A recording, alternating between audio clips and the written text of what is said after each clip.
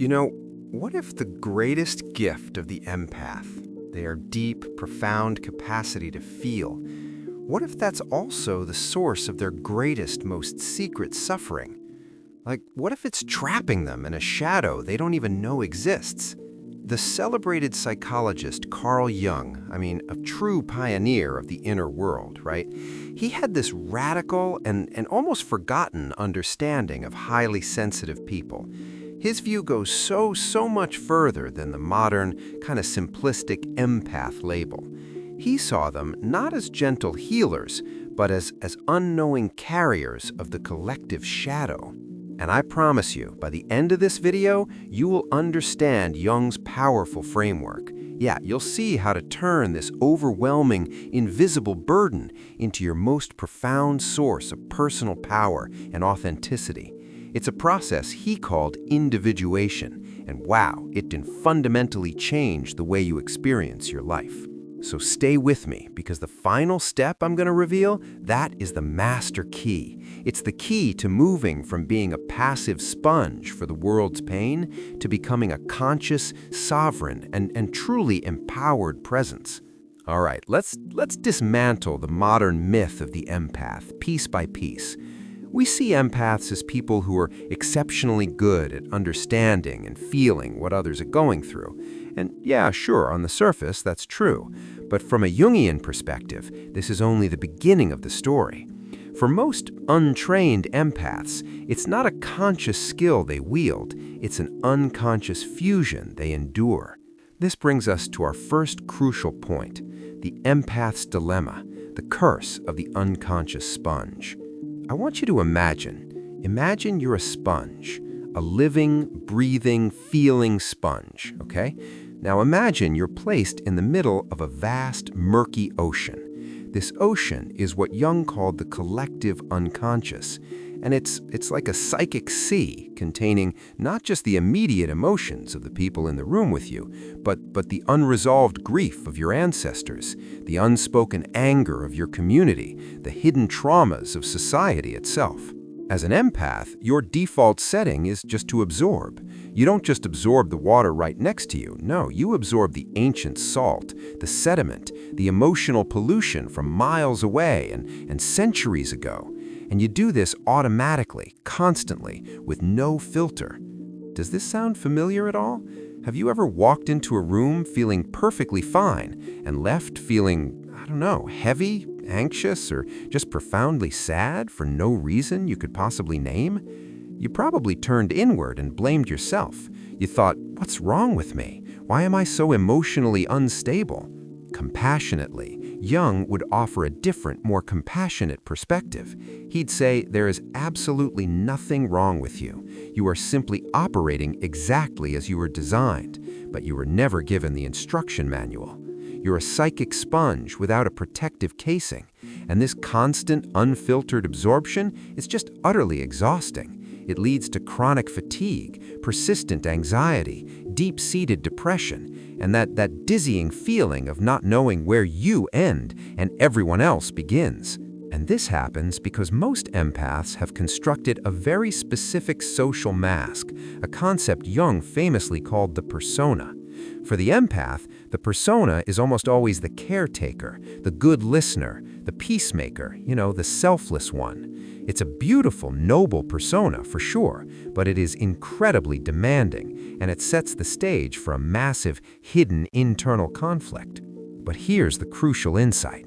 The real problem isn't the absorption itself. The real danger, according to Jung, is what we do with all the murky emotional water we absorb.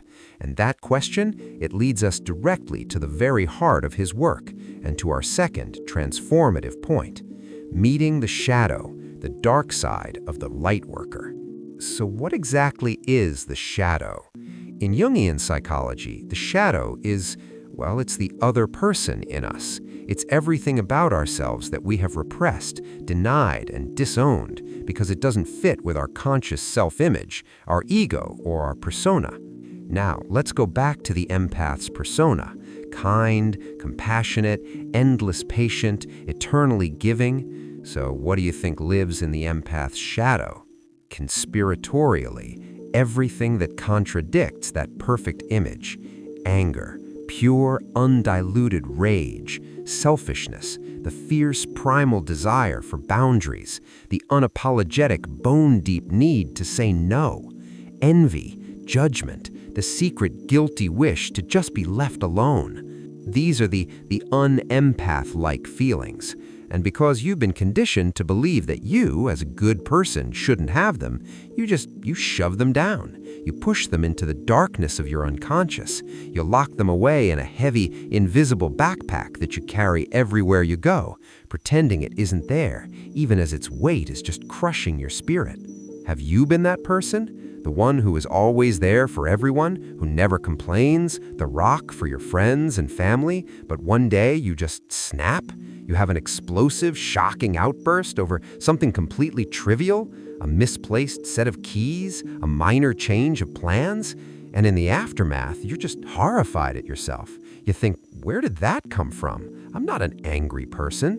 Knowingly, Jung would smile. That eruption wasn't about the keys. That was your shadow, which you have starved and ignored for years, finally kicking down the door of your consciousness and screaming for recognition. We feel immense shame and guilt around these shadow aspects. We've been taught that having these feelings makes us a bad empath or a fake spiritual person. But Jung's entire philosophy was built on a revolutionary idea. These feelings don't make you bad, they make you whole. And ignoring them, pretending they don't exist, that is precisely what keeps you trapped, weak, and inauthentic. And here's a fascinating, often overlooked twist. The shadow isn't all negative. Jung spoke of the golden shadow. These are the brilliant, powerful, positive qualities we disown, often because we're afraid of their intensity or what others will think. For an empath, your golden shadow might contain your powerful leadership abilities, your fierce, unapologetic artistic voice, your raw ambition. You might have suppressed these magnificent parts of yourself to avoid being seen as too much or too intense or selfish. I mean, think about that. You've hidden your own light in the shadow just to make others more comfortable. This is a good moment to pause. If this is starting to connect some deep, unspoken dots for you, and you're realizing that these so-called dark feelings aren't a flaw, but a compass, do me a quick favor and tap that like button below. It's a small act that tells the universe and the algorithm that this is a valuable conversation, and it helps it reach more people who are silently struggling with this same burden. And if you feel called to go deeper on this journey of radical self-discovery, make sure you hit subscribe and turn on all notifications. The work we do here is about becoming whole, and you won't want to miss a single step. All right, thank you for that. So, we have this heavy backpack, this shadow full of disowned feelings and hidden golden potential.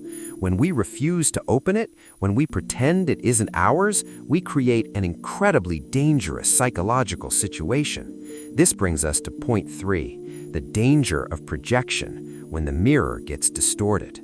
Projection is one of Jung's brilliant and practical concepts. In simple terms, it means we unconsciously take a part of ourselves that we haven't acknowledged and we see it, like on a movie screen, in someone else. The person who infuriates you the most, who triggers you beyond all reason, they are often a perfect living mirror for the part of yourself you have most vehemently refused to look at. For the empath, this mechanism becomes a two-way catastrophe. First, you project your own shadow onto others. So if you've repressed your own anger, you'll be intensely judgmental and triggered by angry people. You'll label them toxic or negative energy. But what you're really reacting to is the painful echo of your own disowned anger. If you've disowned your ambition, your golden shadow, you might find yourself being secretly resentful or harshly critical of highly successful people, calling them arrogant or sellouts. But the second pathway is even more insidious, and it is the source of so much empathic suffering. Empaths, because of their open, receptive, and psychically undefined nature, become the perfect blank screen for other people's projections. This is the secret reason why empaths are so often cast as the scapegoat in families, friend groups, and workplaces. But the second pathway is even more insidious, and it is the source of so much empathic suffering. Empaths, because of their open, receptive, and psychically undefined nature, become the perfect blank screen for other people's projections. This is the secret reason why empaths are so often cast as the scapegoat in families, friend groups, and workplaces. Think about a tense family dinner. The air is thick with unspoken resentments, frustrations. Nobody wants to own their anger. The empath walks into the room and, being a psychic sponge, immediately feels the tension in their own body. Because you feel it, because you are the one who looks uncomfortable or sad, the rest of the group unconsciously points at you and thinks, see, they're the problem. They're the one who is too sensitive, too dramatic, creating all this tension. You become the designated carrier of the entire group's darkness. Have you ever felt completely and utterly misunderstood? Blamed for a conflict that you didn't even start? Accused of being too emotional when you were simply the only one honest enough to feel what was actually in the room? You aren't going crazy, no. You were very likely serving as the designated shadow carrier for a person or an entire group. It's a painful, exhausting, and soul-crushing cycle. But Jung, in his wisdom, provided a clear path out. The solution is not to build thicker walls. It is not to become numb. The solution is to do something far more radical and courageous. It is to turn inward and finally, bravely, do the work of integrating your own shadow. And this brings us to our final and most empowering point. Point 4, individuation, the empath's path to wholeness. Individuation was Jung's term for the ultimate purpose of human life, becoming a whole, integrated, and authentic individual. For the empath, this epic journey is synonymous with what we now call shadow work. Let me be absolutely clear. This is not about destroying the shadow. You can't. It's an inseparable part of you. This is about integrating it. It's about turning to face that heavy backpack, unlocking it, and befriending its contents. It is the sacred alchemical process of turning the lead of your repressed self into the gold of your whole, authentic self. So how do you actually do this? It's more practical than you think. Step 1 is acknowledge and observe. You start by cultivating the stance of a curious scientist of your own soul. When you feel an intense, disproportionate wave of anger or jealousy or judgment towards someone, you stop. You take a breath, and you ask the magic question. What is this person or situation reflecting back to me about myself that I have denied? You don't act on the feeling, you get curious about it. Step 2 is to dialogue with the shadow. This is a classic Jungian technique. You can do it through journaling or what he called active imagination. You literally give your shadow a voice. In your journal, write a letter to your anger. Ask it why it's here, then let it write back to you. You will be absolutely stunned to discover that your shadow is not a monster. More often than not, it's a fierce protector, a scared inner child, or a wise guardian trying to deliver a message you desperately need to hear. Your rage isn't there to destroy. It's there to tell you where your boundaries have been violated 1,000 times. Your envy isn't there to make you bitter. It's there to show you a secret longing your soul wants you to pursue. Step 3 is conscious embodiment. This is where you slowly, safely, and consciously begin to bring the wisdom of the shadow into your life. This does not mean becoming a cruel or angry person. No, it means the selfless empath practices saying a gentle but firm, "No, that doesn't work for me," without a 20-minute apology. It means you allow yourself to feel anger without immediately judging it as unspiritual. It means you give yourself permission to pursue a selfish goal, like taking an entire afternoon just for you, and you call it soul care. When you do this sacred work, a miracle happens. You begin to transform at an elemental level. You move from being a sponge to being a mirror. See, an unawakened empath is like a cracked cup, full of holes, absorbing everything and leaking everywhere. An empath who builds defensive walls becomes an empty, hard, unused cup.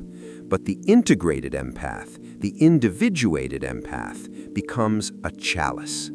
A chalice is strong, it is whole, it is sacred. It can hold the world's emotions. It can witness joy and suffering, hold them with reverence, without being absorbed by them, without being shattered by them.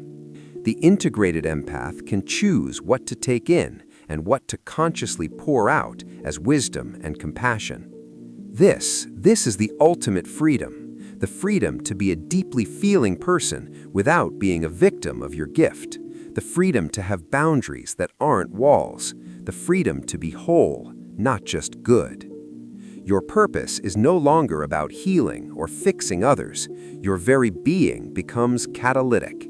You become a clear, strong mirror, and in your sovereign presence, others can finally see themselves, their light and their shadow, and begin their own journey to wholeness.